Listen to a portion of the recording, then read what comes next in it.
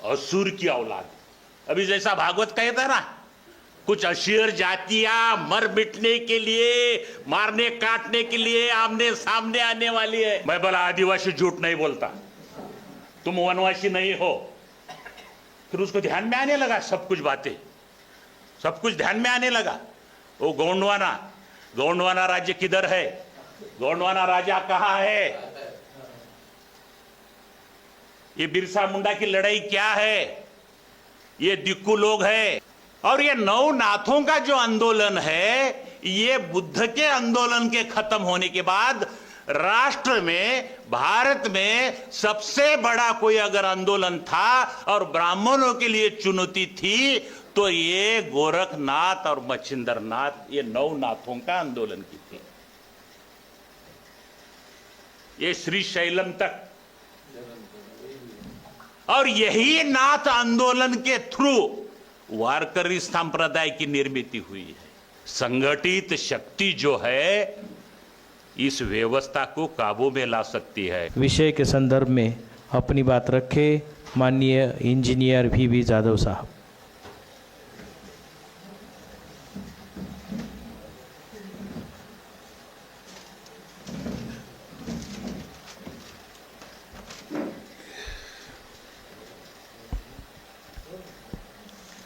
साथियों,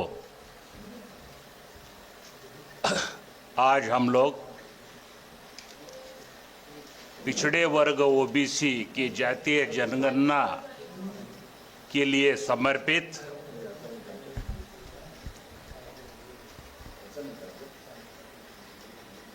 बामसेप और राष्ट्रीय मूल निवासी संघ ये संयुक्त अधिवेशन, ये वर्चुअल ऑनलाइन हम संपन्न कर रहे हैं। ये अधिवेशन हर साल के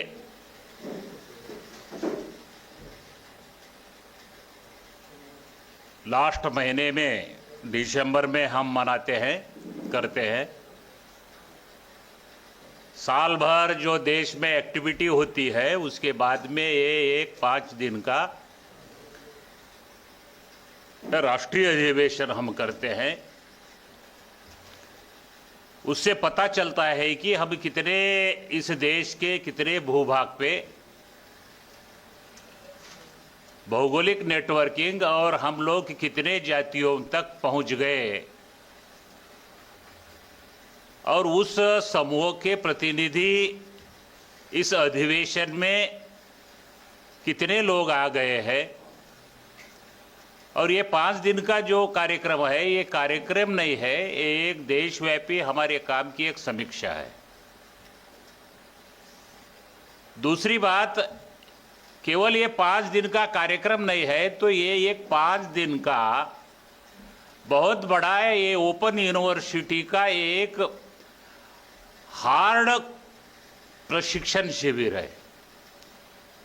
यानी कि वहां तक जिन लोगों को लाया जाता है, ग्रास रूट से लेके टेस्टिंग, उसकी ग्राम से लेके ब्लॉक, ब्लॉक से लेके तहसील, तहसील से लेके जिला, जिला से लेके विभागीय स्तर, वो राज्य स्तर, और उसके बाद में ये राष्ट्रीय अधिवेशन में, वो इतने टप्पे से वहां आता है बंदा।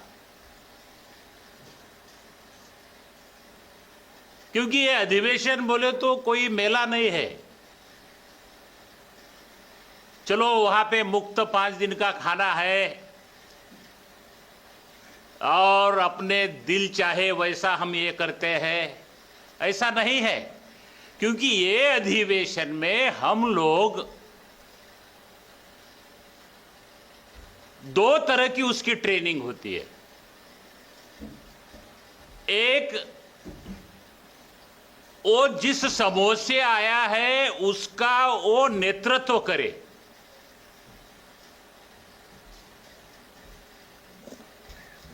चाहे वो ग्राम लेवल पे नेतृत्व करे, चाहे राष्ट्रीय लेवल पर नेतृत्व करे, और उसी के साथ साथ वर्तमान की जो लड़ाई है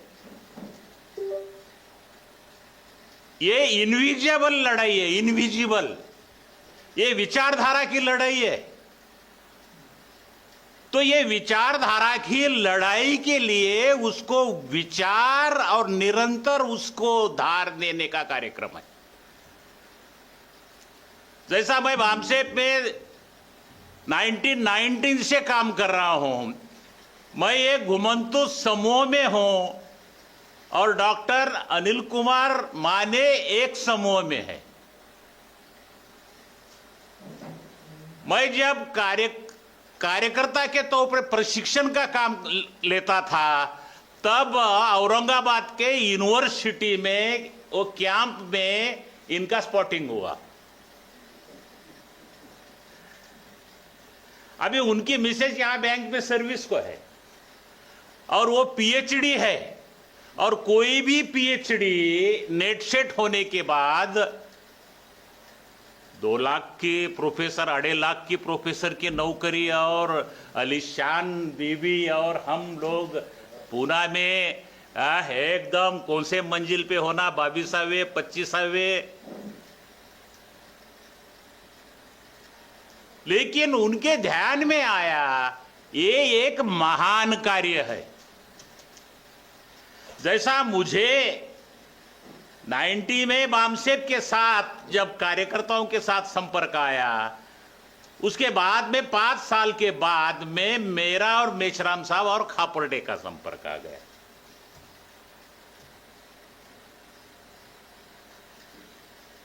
और फिर मुझे समझ में आ गया कि ये एक बहुत बड़ा विशाल सामाजिक क्रांति है। ये साधारण मामला नहीं है, बहुत कॉम्प्लिकेटेड है। और इसके लिए हम हर सेशन को कुछ विषय दी हुए हैं, और विषय के ऊपर हमको बोलना है, वो विषय के ऊपर आगे की राय बनाना है, और उसके लिए क्या अंजाम देना है, ये समस्या है। तो साथियों, ये जो घुमंतु जातियों का मामला, ये माइक्रो लेवल का मामला है। ये आम साधारण लोगों के संगठन में दिमाग में ही नहीं आता, क्योंकि ये गिनती में ही नहीं है, ये दिखने में भी नहीं है, ये इनकी भाषा भी एक नहीं है। अभी देखते अनिल कुमार माने है, ये घुमंतु होते होते महाराष्ट्र आ गए। अभी उनकी लैंग्वेज जो है मराठी नहीं है, उनकी लैंग्वेज उधर तेलंगाना की साइड की है। उनकी ओरिजिनल लैंग्वेज जो है ये Kannada Telangana south Indian level की है। वडार लोग महाराष्ट्र में आए हैं, उनकी लैंग्वेज में वो नहीं है। कई जातियों की तो उन्होंने अपनी अलग सी लैंग्वेज डेवलप की हुई है। साला ये गहरा है, यानी कि क्योंकि ये लोग, क्योंकि इनकी विरासत लूट गई थी, और वो लोग संगठित छोटे छोटे समूह से निरंतर वो आक्रमणकारियों की नींद हराम करते थे। जैसा मान लो तुम सो रहे हो, लेकिन आपको एक ही मच्छर परेशान कर देता है। क्या कर देता है? इधर से गुजर कर इधर आ जाता है, यानी कि वो तुमको चैन से राज करने नहीं देता, चैन से राज नहीं कर देता। और इसीलिए उन्होंने उनकी भी एक अलग लैंग्वेज की। कई बार तुम देखते हैं पुलिस क्रिमिनल लोगों को पकड़े तो वो उनके नाम भी अलग ही रहते हैं। पहले नाम अलग रहते थे, अभी बर्चा, पिस्तौलिया अलग अलग, यानी कि उनकी कोड लैंग्वेज भी अलग अलग है। तो साथियों, ये जो मामला है, देश भर में जो घुमंतु जातियां के संवैधानिक पहचान ना दिया जाना, उन्हें एक संख्या के अनुपात में स्वतंत्र पर्याप्त प्रतिनिधित्व ना दिया जाना, ये ब्राह्मणी व्यवस्था का गुलाम बनने का षड्यंत्र है। अर्थात घुमंतु जातियों में राष्ट्रीय स्तर पर नेतृत्व, आत्मनिर्भर और स्वाभिमानी राष्ट्र व्यापी आंदोलन निर्माण किए बिगर उसकी समस्या का समाधान नहीं है। मैं कई बार कई अधिवेशन में बताया हूं और आज भी वो प्रासंगिक लगता है मुझे, क्योंकि ये जो घुमंतु जातियां जो है, ये घुमंतु जातियां आपको अगर देखोगे तो ट्राइबल एरिया में गए तो ट्राइबल एरिया में भी है, ट्राइबल एरिया में लैंग्वेज ट्राइबल है, और घुमंतु जातियों का काम है वैदुगिरी करना, जड़ी बूटी बेचने वाला, मेडिकल साइंस उससे रिलेटेड है। यानी कि ये जो समाज है, यानी कि ब्राह्मणों के इस देश के ऊपर आक्रमण के पहले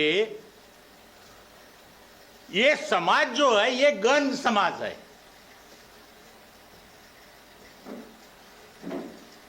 ब्राह्मण ये बाहर से आए हुए लोग हैं और हम गण समाज। अभी देखोगे घुमंतु जातियां या ओबीसी की जातियां, शेड्यूल कास्ट की जातियां, या खास करके ओबीसी मराठा से लेके जातियां, वो बच्चा पैदा होने के बाद वो ब्राह्मणों के पास जाके गुण पत्रिका बनाते हैं, जन्म पत्रिका बनाते हैं।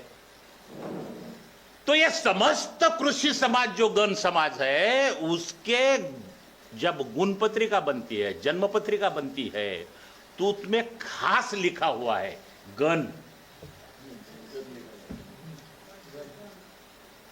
अभी ब्राह्मण उसको क्या कर दिए थे, ब्राह्मणाइजेशन कर दिया, उसका विद्रोपीकरण कर दिया, तो गण बोले तो बाद राक्षस, यानी कि क्या किया, राक्षस की औलाद। अभी कहीं पे गण असुर की औलाद। अभी जैसा भागवत कहता है ना, कुछ अशीर जातियां मर मिटने के लिए, मारने काटने के लिए आमने सामने आने वाली है।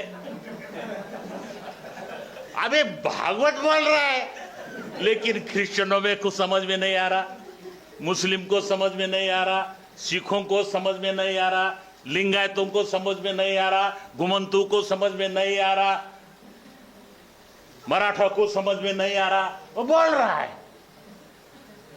लेकिन उसका बोलने का मतलब है ये जो एससी एसटी ओबीसी और माइनॉरिटी समुदाय जो है, ये उनमें जागृति होने की वजह से ये हमको मर मिटाने के लिए तैयार हो रहा है। उधर शंकराचार्य परेशान है, वार्निंग दे रहा है, नेपाल की हालत जैसी बन जाएगी तुम्हारी। यानी कि सबके आंटीने खड़े हो गए हैं, सबके बोल तो आज के तारीख में क्या है, अरबों खरबों पूरे Bharatvarsh military, para military, police, करोड़ों काला धन, पैसा, यंत्रणा, व्यवस्था, हमारे लोग सलेंडर अगर नहीं होते हैं तो उनकी षड्यंत्र पूर्वक ग्राउंड के लेवल पे हत्या नहीं है, ऊपर में एरोप्लेन में हत्या, बाद में एरोप्लेन नीचे आएगा।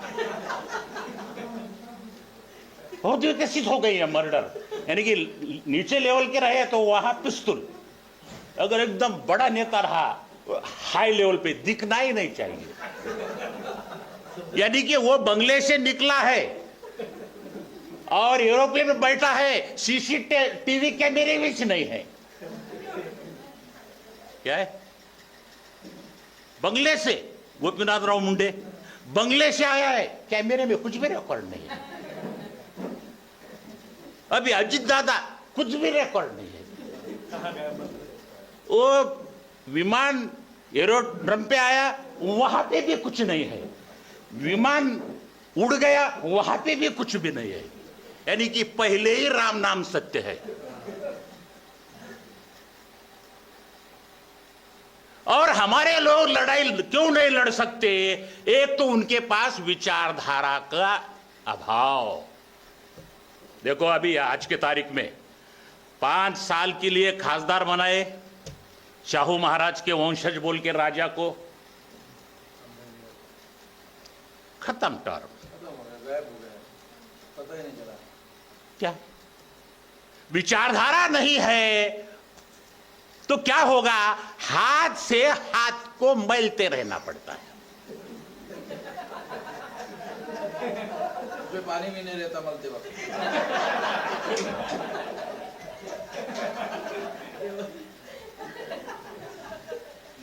ये जो मामला है घुमंतु जातियों का, साबुन का सवाल ही नहीं। ये घुमंतु जातियों का अभी रिसेंटली क्या है? अभी रिसेंटली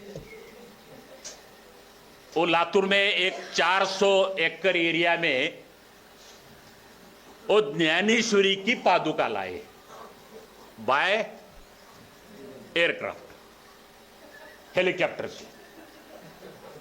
वो पादुका दर्शन हेलीकॉप्टर नहीं, हेलीकॉप्टर से, उधर से आळंदी से वो पादुका हेलीकॉप्टर में बिठा के फिर इधर रखे और प्रचार आरएसएस की यंत्रणा। वो महाराज ने बताया अभी कि आज के तारीख में ओबीसी के जातियों में पेड़ प्रचारक पैदा हुए हैं।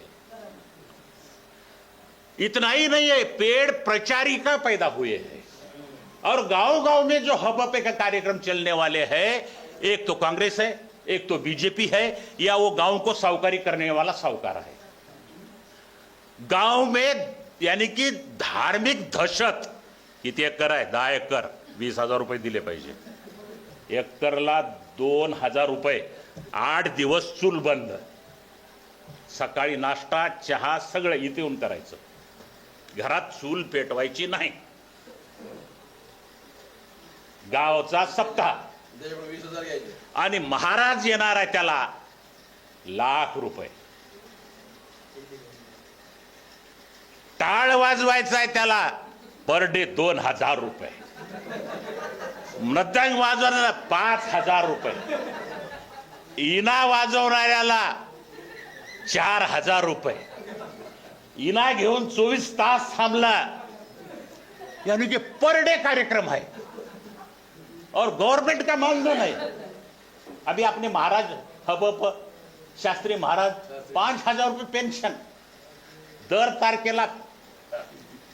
तो अभी मूल निवासी हमारे वारकरी महासंघ के शास्त्री महाराज आएंगे, बोले मैं वो 5,000 के वजह से ऐसे टनटनित थे. तो ये वर्तमान में जो हालत है क्या है, ये वर्तमान में जो हालत है, खाना फुकट वहां लगाए. अभी लगाए तो मेरे मिसेस है, उनको पढ़ाए गए टीचर है, उनकी फैमिली है. उन्होंने कहा कि तुमचे साहेब आने के बाद थोड़ा अपन वहां जाके आएंगे. मैं बोला ठीक है चलो जाके आएंगे. फिर बोले तुम्ही त्या पादुका दर्शन, नाही नाही तुम्ही घ्या म्हटलं, मी कृषी प्रदर्शन पाहतो म्हटलं. तुम्ही घ्या. मी आपलं पाहत राहिलो. चालू आहे कार्यक्रम योजनाबद्ध रीतीनं. पहले विठ्ठलाला दाखवायचे. मैं जब छोटा था विठ्ठल को इस तरह से बताए थे, एक तरफ तुकाराम महाराज, एक तरफ ज्ञानेश्वर महाराज, 2 कंधों के ऊपर 2. फिर मैं थोड़ा बड़ा होते गया, वो पिक्चर बदला, इधर संत ज्ञानेश्वर रह गए और कमर पे आ गए तुकाराम महाराज, नीचे आ गए. फिर बाद में मैं देखा नामदेव महाराज नीचे आ गए पाया.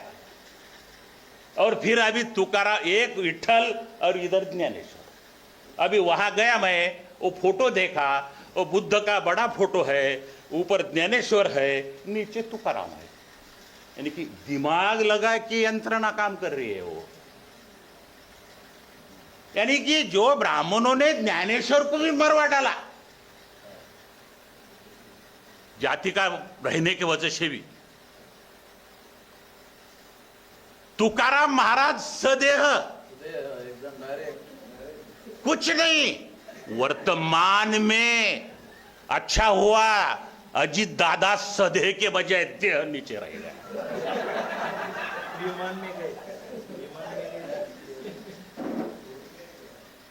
कितनी भयानक है।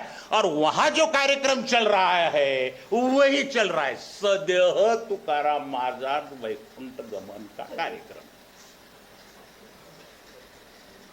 ये घुमंतु जातियां जो है, ये हमारा एक समाज है।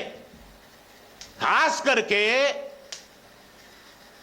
बुद्ध के बाद में सम्राट अशोक के पीरियड में जो 10वां राजपुत्र राजा भद्रथ है, उनकी जो हत्याएं हुई और समाज में जो भगदड़ मच गई, ये है परिणाम। जैसा डॉक्टर अनिल कुमार माने बताते थे, ये घुमंती जातियों का इस तरह का है। एक समझो ये समाज है, एक समाज है, और वो समाज को एक बहुत बड़ी लकड़ी है, ऐसा समझो थोड़ी देर के लिए। अभी उसको काटना है, पार्टीशन करना है। तो ये प्रतिक्रांति से, भगदड़ से जो जंगल का आश्रय लेने गए, वो जंगलों में उन्होंने राज स्थापित किया, और उनका राज सम्राट अशोक की विचारधारा का राज है। समता, स्वातंत्र्य, बंधुत्व, न्याय। अभी मैं जो कार्यक्रम को गया था, वो कृषि प्रदर्शन में घूमते घूमते गया। घूमते घूमते जाने के बाद मुझे एक आदिवासी पकड़ा, जो जड़ी बूटी बेचने का काम था, गोंडवाना। पता नहीं है, उसका कलर मेरे जैसा था। उसको लगा कि ये मेरा भाई दिख रहा है, पकड़ा।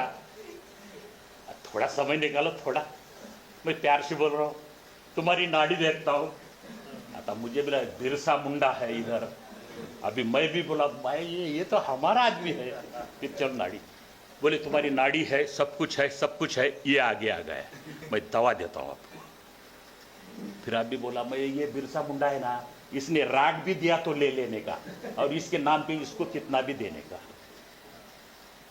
फिर वो समझाते गया, उसके गेयर में अटक गया मैं, क्योंकि उसको में भी विकसित है। वो उन्होंने पाउडर की दे दिया। मैं बोला फिर बाद में मैं उसकी कोचिंग लिया, ये कौन है? तो वहां पे एक इतनी शिरडी की साईं बाबा थी। ये कौन है? ये गजानन है। ये तुम और ये इसका रिश्ता क्या है? ये गंजटो है, ये गांजा पीने वाले हैं। ये बिरसा मुंडे का और इसका कोई संबंध नहीं है। अरे ये दुश्मन है। हाँ बराबर है, बराबर है साहब। वो उसके बोला साहब को अपने बारे में जानकारी है। वो खुश हो गया, दवा दे दिया। वह बोला इसके जगह पे छत्रपति शिवाजी महाराज, लड़ने वाले लोग रखना चाहिए। फिर उसने दूसरी दवा मेरे से गिफ्ट बोले। फिर मेरे से गिफ्ट क्या है? बोले ये कुछ नहीं, बोले ये गुलाब जल में डालो और थोड़ा लगाओ, ये कालापन निकल जाता है।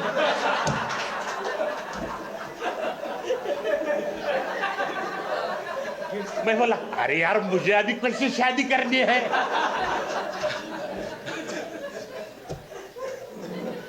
नहीं, मेरी प्यार मोहब्बत से। मैं बोला आदिवासी झूठ नहीं बोलता, तुम वनवासी नहीं हो। फिर उसको ध्यान में आने लगा, सब कुछ बातें, सब कुछ ध्यान में आने लगा। वो गोंडवाना राज्य किधर है? गोंडवाना राजा कहाँ है? ये बिरसा मुंडा की लड़ाई क्या है? ये दिक्कू लोग है। ये आज टाटा बिरला अंबानी ये दिक्कू पैदा करने वाले लोग हैं। एक लाइन में तो वो लड़ने के लिए खड़ा हो गया। विचारधारा का अभाव है। अब ये घुमंतु जातियां जो है इस तरह से बनी हुई है, यानी कि जो जंगल में गया तो उसमें के जो वो समाज तोड़ते समय जो पार्ट रहे वो उधर साइड में गिर गए। वो दवा बेचने का काम शुरू कर। अलग अलग तरह के है आदिवासी घुमंतु, सीजनेबल घुमंतु है। अभी वही कट करते समय बीच में आ गए। एक पार्ट हो गया। अभी दूसरा पार्ट गांव के बाहर के लोगों का, फिर इधर से इधर गिर गए। ये जो हेड़वी है ना, हेड़वी कम्युनिटी, इनके रहने का एरिया कौन सा है? शेड्यूल कास्ट का है। वडार लोग, कैकड़ी लोग, कोलाठी लोग, मसनजोगी लोग, इनका एरिया कहाँ है? गांव के बाहर।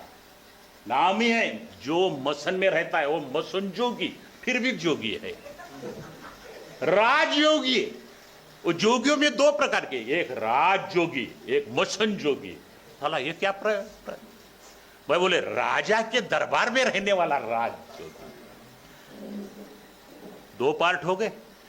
अभी तीसरा पार्ट जो है गांव के अंदर का और गांव के बाहर का, इसको काटने लगे। इधर गया वो शेड्यूल कास्ट पार्ट में, इधर आ गया गांव के अंदर। गांव के अंदर खेती से जुड़ा हुआ व्यवहार है, तो उसके साथ में गाड़ी लोहार पैदा हुआ। अभी गाड़ी लोहार में माती लोहार आ गया। यानी कि अलग अलग उसमें, यानी कि जो काम है उसमें, जो काम है, जो हथियार बनाता है। एक हमारे यहां पे लोहार का घर था, वो कृषि के औजार बनाता था, लेकिन ये क्या करता था, सिर्फ अड़किता ही बनाता था, उसमें एक्सपर्ट। तो वो दूसरा लोहार उसको क्या बोलता था, त्याचं नाव जर माणिकराव कहाँ गए हैं ऐसा पूछने को गए, वो अड़की क्या अड़की क्या, यानी कि उसका, अरे कि वो अड़किता बनाता है तो उसका नाम ही।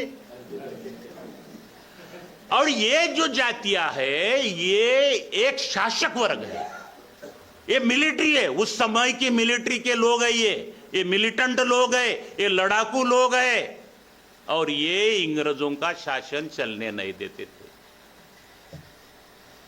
इंग्रजों का खजीना लूटते थे, और इनसे ब्राह्मण बहुत डर कर रहते थे।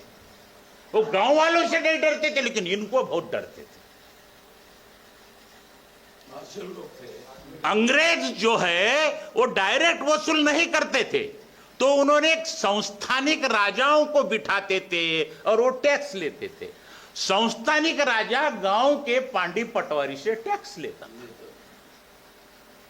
अभी हमारे ये घुमंतु जो लोग हैं, तो ये घुमंतु लोग ऐसा दरवाजे के ऊपर पोस्टर लगा देते थे, 12 बजे आ रहा हूं मैं, दरवाजे खोल के रखना।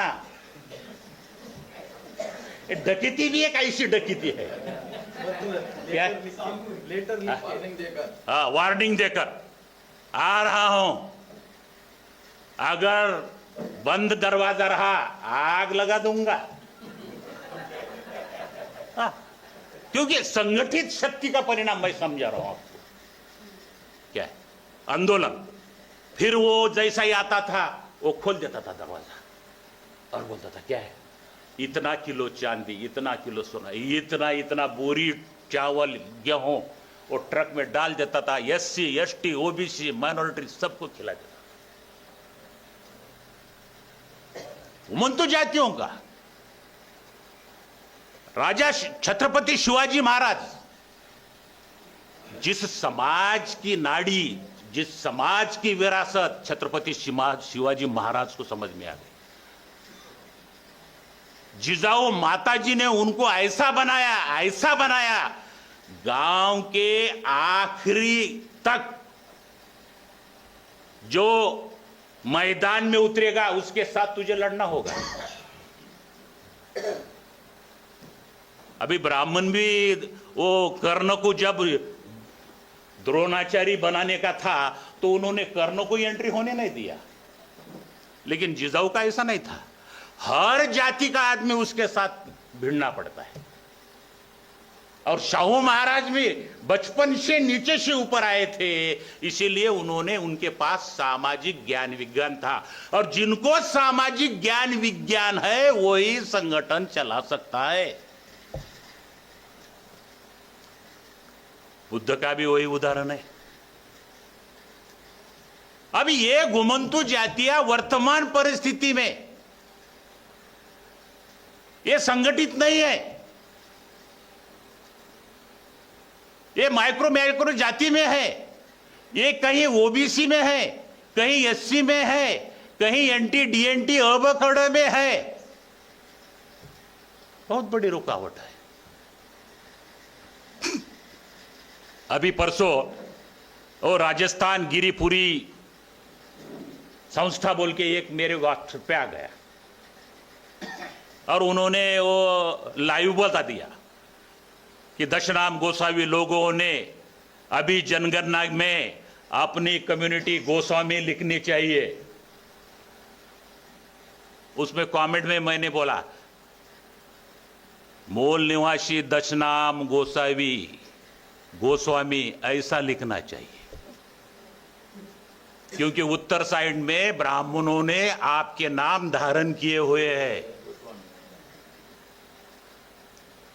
अभी मैं ये जो है आज के तारीख में हम लोगों ने हर जातियों के साथ में हमारा मेलजोल करना है। अभी मेश्राम साहब से इस अधिवेशन में मैं ये नोटिस में लाना चाहता हूं कि जैसा क्षत्रिय महासंघ का हमने संगठन बनाया तो उनको साथ में लेके जो धार्मिक प्रभाव में जो घुमंतु जातियां है,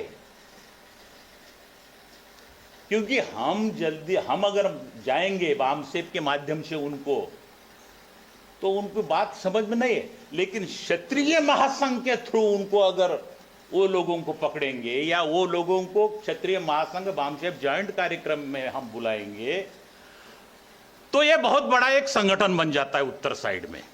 क्योंकि बहुजन समाज के ऊपर ये जो नाथ संप्रदाय जो घुमंतु जातियां या नाथ संप्रदाय जो है और ये जो दशनामी गोसाई है मठ अखाड़े, ये लेटा हुआ हनुमान प्रयागराज, ओ मोहनगिर, ओ फांसी देके आत्महत्या कर लिया लेटा हुआ हनुमान, वो आनंदगिर इन्फिल्ट्रेटेड ब्राह्मण था, आनंदगिर के नाम पे वसीयतनामा किया था, उसने उसको षड्यंत्र पूर्वक उसकी हालात बिगाड़कर उसके आत्महत्या करने के कगार के पहुंच दिया। उसके पहले उसने दूसरी वसीयतनामा दे दिया और वो बलबीर पुरी के नाम कर दिया।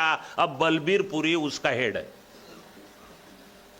यानी कि ये यूपी में ये जो और उस मठ के ये एमपी एमएलए मिनिस्टर वहां जाके दर्शन लेते हैं, माल पानी देते हैं, माल पानी रखते हैं, इलेक्शन में माल पानी लेके जाते हैं। पावरफुल खड़े हो। मिनिस्टर को उतनी महंगी गाड़ी नहीं है, उनके पास डजन से गाड़ियां है और वो मठों को करोड़ों एकड़ जमीन है। अभी मैं एक बार हमारे लाड़े सर के साथ में मैंने जब गया था तो गया कि वो मठ में गया था, वहां जो ब्राह्मण है और वो सबसे पुराने ब्राह्मण के साथ मैंने 2 घंटे वार्तालाप किया तो उसने कहा ये ओरिजिनल ये जो है विहार ये दशनामी लोगों का है और ये जो आज गया है ये पूरी की पूरी जमीन इतने लाख हेक्टर जमीन ये गया की उस टेंपल की है, बुद्ध गया की। पूरा यूनिवर्सिटी, पूरा एग्रीकल्चर यूनिवर्सिटी ये गवर्नमेंट में सेटलमेंट कर दिया है यहां पे। और यूपी में आज के तारीख में मैं जो देख रहा हूं आपको मैं बताना चाहता हूं, ये घुमंतु जातियों का गोरखपुर ये जो नाथ पीठ है उसमें एक क्षत्रिय परिवार से ये जो अभी योगी है ये उसके मां बाप ने छोड़ा हुआ है। तो वो नाथ अभी वहां जाने के बाद उसने नाथ धारण किया तो पूरे बाल निकाल दिया और कुंडल डाला। ये जो मामला है ये बुद्ध से संबंधित है और ये नवनाथों का जो आंदोलन है ये बुद्ध के आंदोलन के खत्म होने के बाद राष्ट्र में, भारत में सबसे बड़ा कोई अगर आंदोलन था और ब्राह्मणों के लिए चुनौती थी तो ये गोरखनाथ और मच्छिंद्रनाथ, ये नवनाथों का आंदोलन की थी। ये श्री शैलम तक, और यही नाथ आंदोलन के थ्रू वारकरी संप्रदाय की निर्मित हुई है। और ये संबंध है, ये जो गुरुबानी या जो गोरखबानी में जो देखते हैं, ये इस्लाम के, ये कुरान के विरोध में एक भी शब्द नहीं है। और वर्तमान में जो यूपी में चल रहा है, ये ट्रायंगल चल रहा है।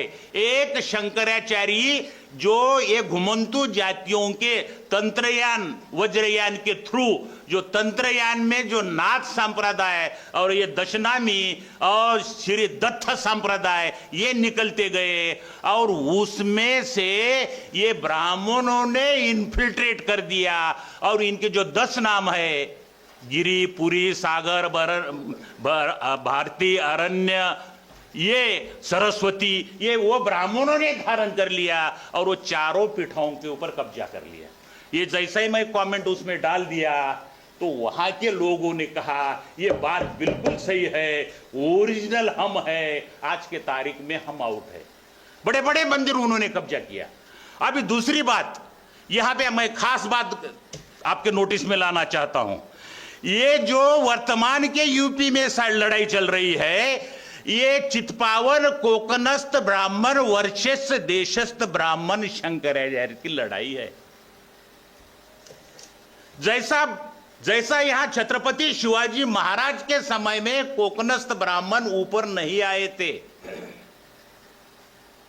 ये पहली बार जब यहां पे दफ्तरी कारकुन का काम गए तो धनाजी जादव के पास ये बालाजी विश्वनाथ भट्ट एक कारकुन के तौर पे नौकरी किया और पूरे के पूरे हथकंडे यूज कर अपना पूरा घर खुला छोड़ दिया और धीरे धीरे अपना प्रमोशन करवा लिया। और वही बाद में ये आ गए तो देशस्थ ब्राह्मण, कोकनस्थ, चित्पावन कोकनस्थ ब्राह्मण अपने बराबर का समझते नहीं थे। उनके लाइन में, उनके पंगत में वो खाना नहीं खाते थे, अपनी बेटी व्यवहार भी देशस्थ लोग नहीं करते थे। ये गुस्सा कोकनस्थ ब्राह्मणों को बहुत आता था। जब पावरफुल कोकनस्थ ब्राह्मण बन गए तो इनकी नाक नीचे करने के लिए, अपमानित करने के लिए, दंडित करने के लिए इन्होंने इतने नीची घटिया लेवल तक आ गए। अगर ये खाना खाने के दरबार में अगर देशस्थ ब्राह्मणों की कन्याओं को अगर भोजन परोसती है बिना कपड़े, तो उसको पैठनी देने का कार्यक्रम ये लोगों ने किया। ये इतने घटिया लोग हैं, इन्होंने इस व्यवस्था ने सती प्रथा का जन्म दिया। ये केवल सती प्रथा का जन्म ये गण समाज को गुलाम बनाने का हथियार है। क्योंकि लेडीज अगर ट्रांसफर नहीं हो गई, लेडीज अगर एक्सेस हो गई, वो ट्रांसफर अगर हो गई तो कास्ट सिस्टम फेल्यूर है। तो उन्होंने सती प्रोग्राम बनाया। तो ये जो ब्राह्मण है, चाहे देशस्थ हो या कोकनस्थ हो, विदेशी जो ब्राह्मणों ने जिस माँ से खुद पैदा हुए, वो लोग दादा अगर मर गया तो दादी को जिंदा जलाया, बाप मर गया को मां को जिंदा जलाया, साला मर गया तो बहन को जिंदा जल गया, खुद मर गया तो बीवी को भी जिंदा जलवा कर लेके गया। इतना भयानक है ये मामला। और आज के तारीख में ये यूपी में जो चल रहा है, तो मैं वो फेसबुक के थ्रू डाल दिया। हम दशनाम लोगों ने इन झगड़े में नहीं पड़ना चाहिए। वो योगी और ये अभी अभी वो शंकराचार्य की बात समझ रहे हो, उन्होंने धीरे धीरे जितने भी कोकनस्थ जो लोग हैं, चित्पावन जो लोग हैं, जैसा महाराष्ट्र में साईं बाबा को टेम्पल खड़ा कर दिया, गजानन का टेम्पल खड़ा कर दिया, सदाशिव अक्कलकोट का टेम्पल खड़ा किया, नॉमिनल हमारे लोग वहां पे रख दिए, सिर्फ वो संस्था के प्रमुख बनाकर। आज करोड़ों रुपए की लूट वहां से माध्यम से होती है। वहां पे राम मंदिर का टेम्पल बनाया और राम मंदिर का टेम्पल का उद्घाटन के लिए बीड जिला से ब्राह्मण को लेके गया, शंकराचार्य को बुलाया नहीं, किसी अखाड़े से लोगों को बुलाया नहीं है।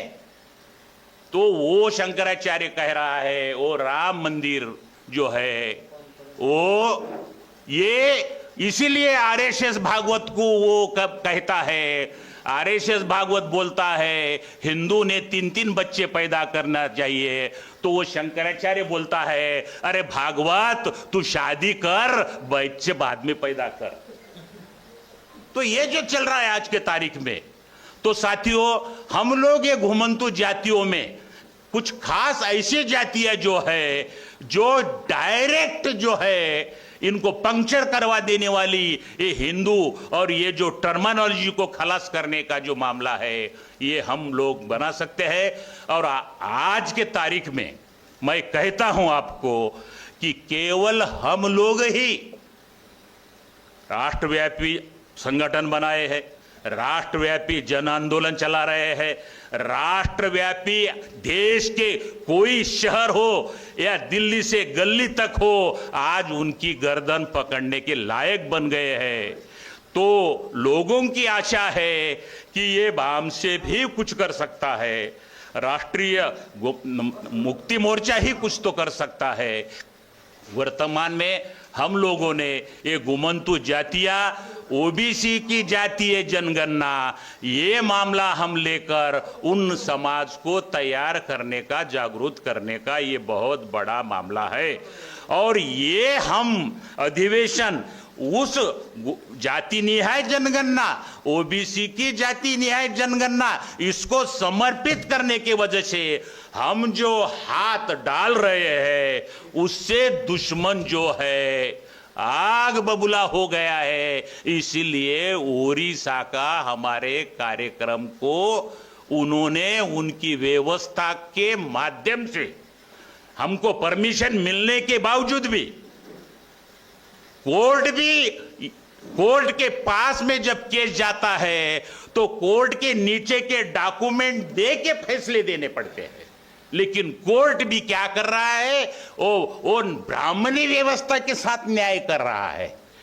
और ताकि यह संगठन जो है लोगों का प्रभाव में ना आए, लेकिन मैं ब्राह्मणी व्यवस्था को और ये आर्यशर और ये भागवत को यानी कि ये संबंध विदेशी ब्राह्मणों को मैं धन्यवाद देता हूं कि हमको ओडिशा के कार्यक्रम को रोक के हमारे लिए बहुत बड़ा अवसर निर्माण कर दिया।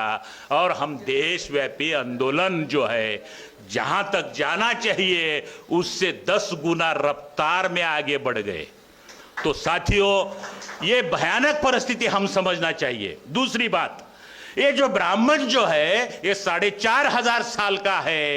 ये ब्राह्मण जो है ब्राह्मणों के विरोध में हमारे अलग अलग रिलीजियस निर्माण हुए, हमारे महापुरुषों ने निर्माण किए। लेकिन ब्राह्मण भी उसी तरह उस समूह में इन्फिल्ट्रेट किया हुआ है। आज सिखों का आंदोलन सही दिशा में नहीं चल रहा है। सिख जागरूक जितने पैमाने पे होना चाहिए उतना नहीं है। सिखों में भी कन्वर्ट ब्राह्मण छुपा हुआ है, मुस्लिमों में भी ब्राह्मण छुपा हुआ है। इसलिए कुछ मुस्लिम जो अपर लेयर के हैं गौर से कहते हैं हम ब्राह्मणी है, ब्राह्मण से है, हमारा ब्राह्मण बड़ा भाई है, कुछ ब्राह्मण अच्छे हैं। और ऐसे लोगों को लेके हमारे से जो भगोड़े गद्दार जो लोग हैं उनका अभिषेक करवाने के लिए बुलाते हैं। वो बेवकूफ लोग हैं, अकल नहीं है, अकल नहीं है। इनमें कौन सा स्वाभिमान है। वो गुजरात में भी वो हो गया, अरे उसका टायर जगह पे नहीं ना पंक्चर जगह पे नहीं है, और इसको यहां लाया है इसका अभिषेक करने के लिए। और वो कह रहा है हमले खटाएंगे और संविधान बचाओ के लिए संगठन बनाएंगे, और उसका क्या डर तुम लेना मास्टर। तो मास्टर उसको ऐसा कर रहा है। साला मास्टर, अरे डकार होना चाहिए। राष्ट्रव्यापी आंदोलन संगठन चलने के लिए शेर की तरह उसकी चाल होना चाहिए। खापर्डे साहब, काशीराम जी, वो मास्टर नहीं मास्टर है, वो वही है मास्टर। हाँ। मास्टर है। तो ये जो है, आज काशीराम जी साहब को तुम देखते हैं, खापर्डे साहब को देखते हैं, कम पढ़े लिखा हमारे दीना भाना जी को देख सकते हैं, वो मिलिट्री और पुलिस के लैंग्वेज में बात करते थे क्या है? लेकिन हम मेश्राम साहब को देखते हैं। लखनऊ में एक कार्यक्रम था, जेमिनी कडू थे, उस समय में ये पेंडाल देखा लखनऊ का, उस समय तो पावर में लालू यादव थे। तो लालू यादव ऊपर से देख रहे हैं, अरे ये किसका है कार्यक्रम चल रहा है। फिर ये लोग वहां मिलने गए थे मराठा सेवा संघ के, और बोले वो कहाँ आए हो जेमिनी कडू जी? अरे वहां आए हैं। अरे यार, मैं तुम्हारा आदमी हूं, मुझे कम से कम नौतो तो देना चाहिए। फिर हमारे राष्ट्रीय अध्यक्ष जी ने सलाह कर लिया और कहा मैसेज दे दो, समारोह के लास्ट सेशन में बुलाएंगे। इतना टेम्पो रहने के बाद भी यूपी में, ताकि लास्ट दिन तक ऑटोमेटिकली रिमोट में ही हमारी सुरक्षा का इंतजाम हो। और वो भी आते समय हमने कहा गाड़ी बाहर, यूपी की पुलिस बाहर, ये हमारी पुलिस रहेगी, ये हमारा राज है। फिर हमारी पुलिस के गाड़ी में बैठना पड़ेगा, फिर आना पड़ेगा, फिर आपका मार्गदर्शन देना पड़ेगा। तो उस समय मार्गदर्शन में उन्होंने क्या किया, वो त्रिशूल वाला मामला चल रहा था, इतना फिर उन्होंने कहा वो जैसा ही आया मैंने वैसा ही उसी एरोप्लेन से उसको भेज दिया, नहीं तो लालू की लाठी। और मैं इन लोगों को, ये दीवार को ऐसे सर में कील ठोक के मार के लटका के रहूंगा। और फिर चले गए। कार्यक्रम वैसे कि वैसा चल रहा है, कोई उठकर उनको नहीं है, हमारी सिक्योरिटी भेज दिया। जैसे ही आए बैठे, उनको लगा यहाँ कोई पुष्प गुच्छ कुछ उनको ध्यान में आ गया, इधर पुच्छ भी नहीं है गुच्छ भी नहीं है। लालू यादव जी को समझ में आ गया ये दिमाग का मामला है। तो साथियों, ये संगठन चलाने के लिए हम लोग क्या शेर की दहाड़ गांव तक लोग, अरे हमारे बामसेब के लोगों को ऐसी लस दी हुई है कि एक साधारण भी रहा ना, वो गांव में डरते हैं।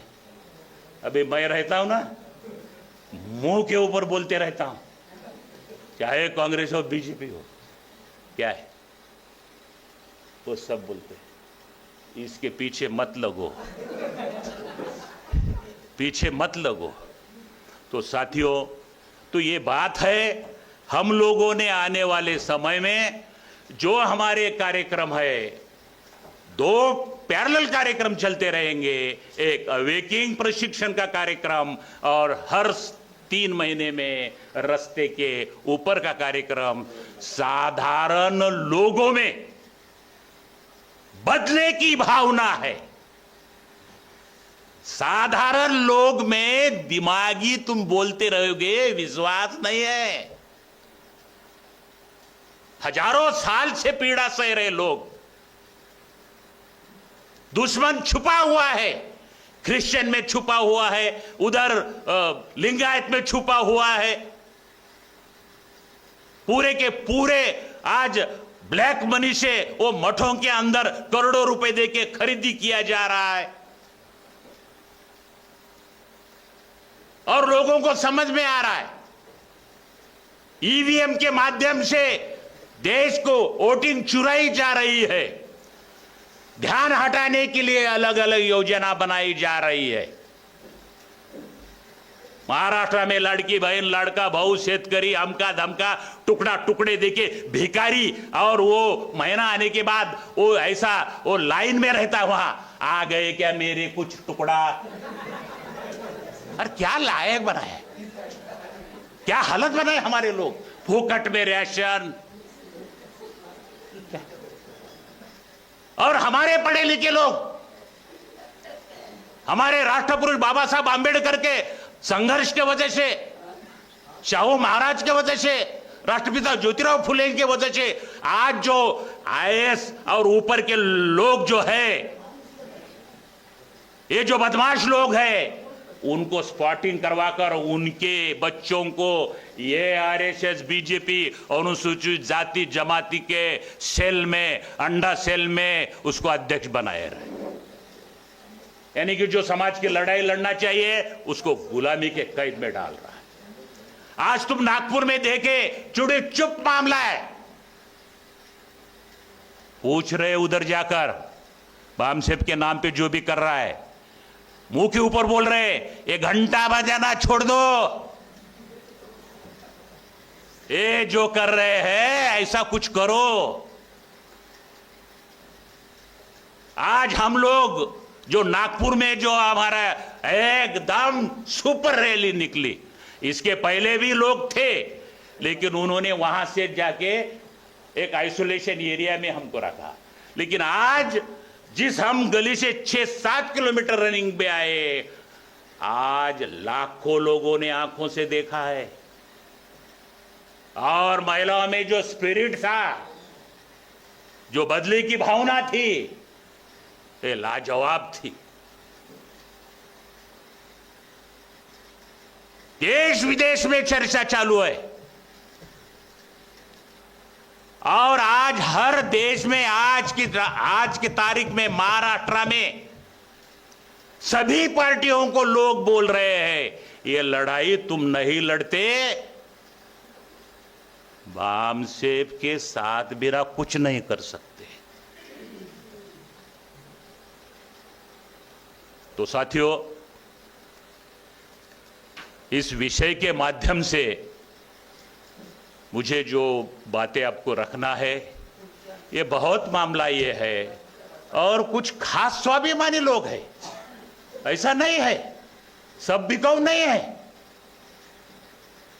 उनको संगठन दिख गया बस मामला।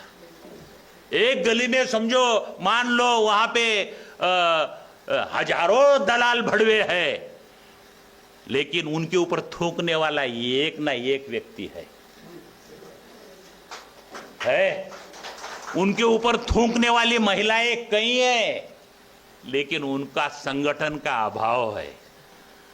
कई महिलाएं वो पुलिस स्टेशन जाते हैं, पुलिस कंप्लेन एफआईआर नहीं ले रहा है। कई बार वो लोग जाते हैं, नहीं लिया जाता है। संगठित शक्ति जो है इस व्यवस्था को काबू में ला सकती है। इसलिए हम लोगों ने ये बात ध्यान में रख के हर समूह को हम जोड़ने की कोशिश करना चाहिए। हमें मूल निवासी बहुजन समाज को अपने हक अधिकार के लिए तैयार करना चाहिए।